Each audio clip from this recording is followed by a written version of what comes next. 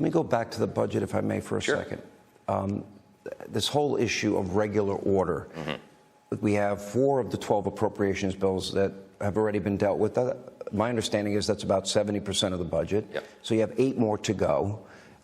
You've talked about a short-term CR that you would be willing to maybe have until January or maybe even to April.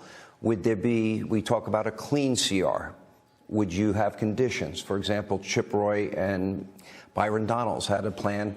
Okay, well, we'll give you a CR, but it's not going to be clean. We're going to cut government spending by 8%, and we're going to secure the border and protect our military and veterans.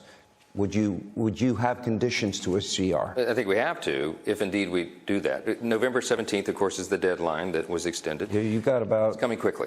21 days. And we're speeding it up as quickly as possible. That was my commitment to my colleagues when they named me Speaker of the House, and that work began today. In fact, we passed one of the approach bills just a couple of hours ago before you arrived here.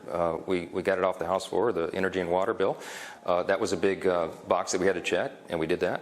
And so we're going forward. Chip and Byron are at the table with others. We're working through this with the ideas and trying to ensure that if another stopgap measure is required, that we do it with certain conditions. And I think there will be conditions the American people can live with and a consensus that we can build around here in the House.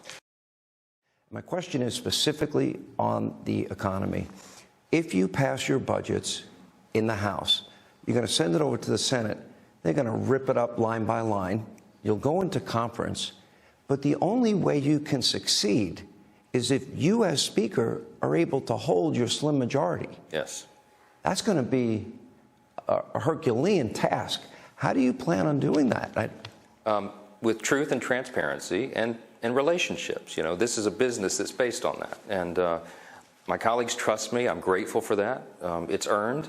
And I'm going to do well by them, or we're going to govern well. We're going to show the American people we can. You know, when you get into the negotiations in the conference committee, the Speaker of the House and the leader of our party has to have a strong hand. And so if we can keep the team together, keep rowing in the same direction.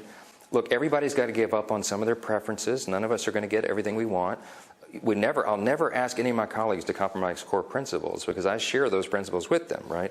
But Ronald Reagan used to teach us I'd rather get 80% of what I want than go over the cliff with a flag waving. I still believe in that idea, and I'm very optimistic. I am bullish on the future of America. I am bullish on our chances to change the way Washington works, Sean. We have a once-in-a-lifetime opportunity here. That's the vision I've cast to my colleagues. I believe it to my core. We're going to take this day by day, decision by decision, but keep everybody together and move the ball forward for the American people. I genuinely believe that we can get this done.